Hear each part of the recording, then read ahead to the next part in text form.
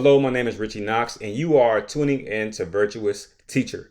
All right, welcome to the channel, the podcast, what have you. In this episode, we'll be talking about why you were selected. Why were you chosen? Why did you choose to be a teacher? All right, before we do, don't forget to check out this particular content on YouTube. You can also find it everywhere that podcasts are available at the Virtuous Teacher podcast. Take a look, search for it. And I'm a dinosaur when it comes to this stuff. I don't know how to get exposure, how to get my channel with town. I don't know how to get views. I don't know how to do any of this stuff. The only thing I know how to do is what I've seen other channels do, other podcasts do. And that is, practically beg you for likes and comments and subscribe. Oh gosh, do I got to do this? You could help me out by just throwing a like on the video or the content or rating the podcast a 5 if you feel that it is. All that kind of cool stuff. And also, don't be a stranger to the description area. That's where you can find information about my t-shirt company, booking me, one-on-one sessions, tons of stuff there. Check it out, all right, in the descriptions. But let's jump into it and start with why you did not become a teacher. And that is primarily because of the pay. The pay is not the best, right? So we know that is not why you chose to be a teacher. So why did you still do it, considering that the pay is so nominal? It's not a lot, right? Why did you still become a teacher at the end of the day? That's a big question. But before we talk about that, isn't it time that we get paid more? I think the rationale or logic behind, pay in America just doesn't make sense. We'll pay entertainers millions of dollars, but won't pay the people who taught them how to speak, how to write, how to measure distance, how to, count 2 points versus 3 points, how to count 6 points plus 7 if you kick a field. We've taught all these things, math, science, reading. So why aren't we properly compensated? I'll tell you why, because America thinks that we are expendable, right? If every sports player were to quit, the only thing that would change is that we would probably be more bored. We wouldn't have anything to root for necessarily as it relates to sports and competition. But if every teacher in America were to quit right now, it would disrupt everything, right? All right, it would disrupt everything, whether it be parents having a place to take their children, whether it be, the intelligence of a new era or new generation. I mean, it would disrupt everything. So why aren't we properly compensated? I'll tell you why. Because they're giving us crumbs and we're very thankful for the crumbs. I am proposing a strike. All right. On January 7th, 2025, every teacher in America quit. Just quit. So that means you have quite a few months to just stockpile money, because we're going to quit unilaterally around the world. We're just going to quit because they're not properly compensating us. All right. And when we do that, they'll be forced to pay us. Let me tell you why they don't have to do that right now. It's because, you have a strike at one school. We're not working as a collective. I'm joking, of course, but I'm kind of not joking. I mean, someone tell me if you want to do it. How about someone's, as in 10,000, 20,000 someone's, tell me. How about you share this part of the video with every teacher in America to see if everyone's down for it, because I'm not going to be the only one. We need everyone as a collective, every teacher, math, science, everything, everybody. To all say, we're going to stop working on January 7th and pursue a different career. Why? Because we're not being properly compensated. We are getting the pennies, right? We're giving billions of dollars away, other countries, relief aids, but we're not really taking care of the people that's taking care of the people. What sense does that make? Okay. And here's what I'm proposing. I'm not even proposing a lot. I think that the U.S. government should raise all teachers' salaries by at least $25,000. That's all I'm asking annually. Okay. Across the board. Share this part of the video, I dare you. Okay. Because if we all decide to lay down what do you lay down if you're a teacher? Your pencils, your calculators. I don't know what it is, the cell phones.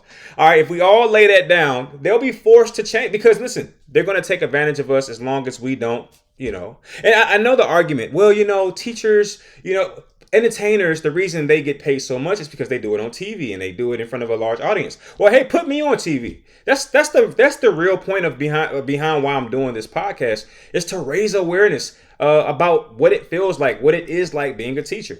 And also to advocate for teachers, if you will. We need a raise. And I'm talking about administrators as well. I'm not talking about just teachers. I mean principals, administrators, counselors. If you work in the field of education, you're being underpaid for what you have to do. Me and you know that, but I'm not sure the rest of the world does. And that's what we have to, get out there. We're going to quit on January 7th unless we receive unilaterally around the world, or at least around the U.S., a $25,000 increase, not bonus. I mean increase. Okay.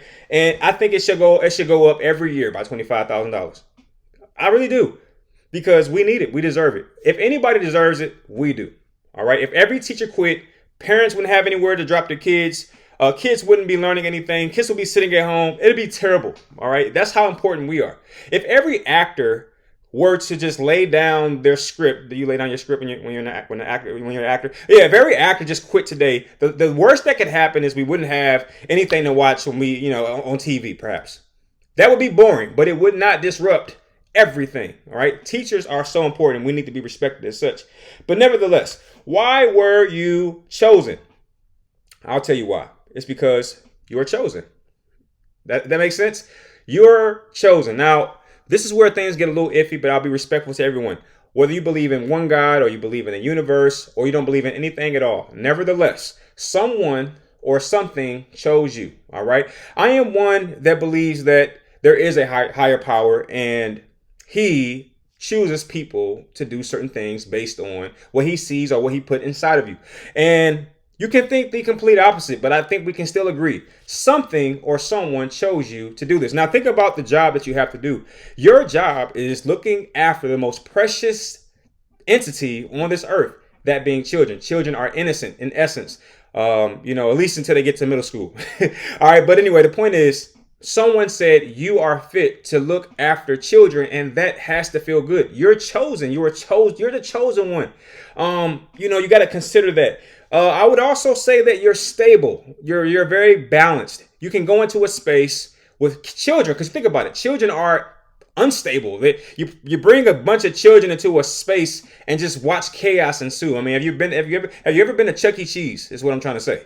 Okay, but you're stable, and I say that because the children have to have someone to use as an example, as an exemplar. Because if a child were teaching children, they would never learn to be still, never learn to be calm or relaxed. But obviously, because you are the model, and that's the word I want to use, you are the model. All right. You are the exemplar that hundreds, thousands, tens of thousands of children, very young children, will look at and see and say, that is a person, that is a male, that is a female, or a good representation of a male or female. How about this? You're smart. Now, let me be the first one to raise my hand. I wasn't always looked at as an intelligent individual growing up. I'm not even sure how I got to college. I'm not sure how I graduated from college. I'm not sure how I graduated from grad school or any of this stuff. All right. I never considered myself to be intelligent, but we have to go ahead and address the obvious. Obviously, you're smart.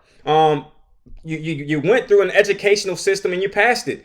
That's the bare minimum of intelligence, and you did that. So you must be smart, especially, I'm just adding on to it, especially if you were able to go to a college and succeed and get a certificate. So I think there's enough there to show that you are smart, or smarter than the average individual. You are responsible. All right. That's why you were chosen. You're responsible. You can go into a space with children and behave yourself. Now, we know there are some bad apples out there. Let me not get started on that. But I'm saying, generally speaking, you're responsible. You know right from wrong. You're a good model. You have good character. All right. You're giving. Think about what you're giving. You're sacrificing your time to give to someone else's children.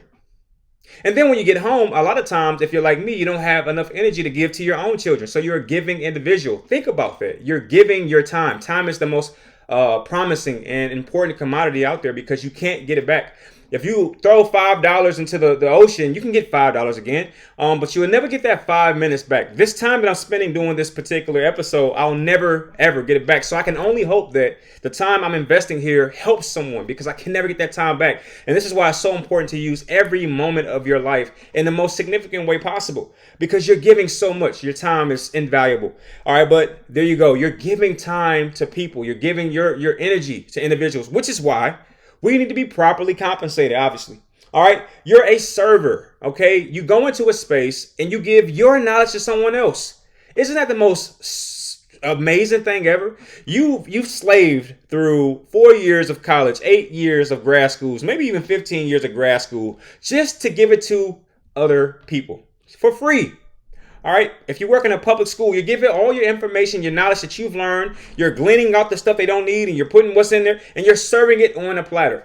And sometimes you're doing that without being respected in your classroom space. Don't think I don't know. All right. You got kids sneakering and laughing, playing Pokemon on a Game Boy or GameCube, whatever they play these days, while you're trying to give them and serve them information for free.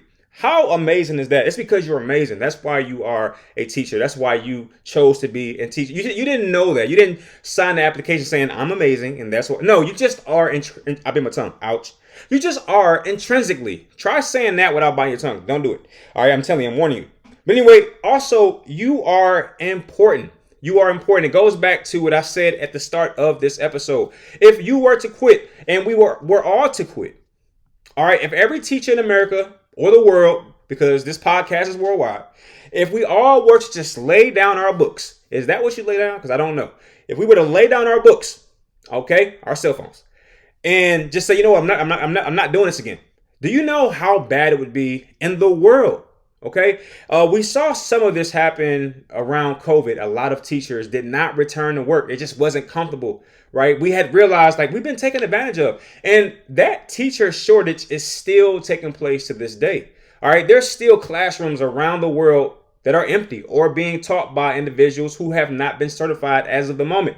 So we are important, and it's time for us to kind of put our foot down a little bit. Not too much. Teachers are the most kind people. We don't want to create a stir, but we do want to be compensated. I mean, I don't think I'm asking for a lot. I'm saying $25,000 annually for the next 5 years. How about it? I'll even take 4, so that it equates to about $100,000 over the next 4 years. Taxed. All right. So really more like 60,000. Come on. Please like and share this episode, because I'm kind of serious. I mean, I say stuff like this because I'm not sure anybody else agrees, but I'm throwing it out there. It's kind of like a fishing line. Like, does anybody want to do this? I'm talking about worldwide, because we can change the world, teachers. We are so important. And what's sad is when we do stuff like that, we're looked at as bad characters or bad people. But here we are watching people with insignificant roles. And I'm not going to diminish anyone's importance, but let's be quite clear. There are jobs out there. If they quit, it would be a minor inconvenience if we're talking globally. But teachers, man, are they important? Let's be real. That is why I'm doing the series, to raise awareness about what we go through. Okay. And this is why it's so crucial that you give me a little bit of help. I can't do this by myself. I don't know anyone who can, but I do know one thing. Teachers are ready to be heard. They're ready to be seen. I've heard this before. I'm not sure how true it is, but the reason teachers don't make a lot of money is because, you can't put teachers on a television and you can't bring cameras into the classroom. I would object to that. I'm the kind of teacher that would love a film crew to be in my classroom watching me do my job, so that they can see how dynamic I am as an instructor, how important and impactful my work is. And perhaps the only reason that doesn't happen is because I work in the field of minors. And obviously when it comes to minors, there's a lot to unravel there in terms of parental consent, all this stuff. But it's possible. All right, it's possible. It just takes some time. It takes a little work. And I am an individual who's ready to do the work. All right, that is what this podcast is about. I mean, imagine if this voice was at the top of the pile because every teacher who heard it supported it with a like, with a comment, with a subscription, with a share. I mean, goodness gracious. We might actually get somewhere.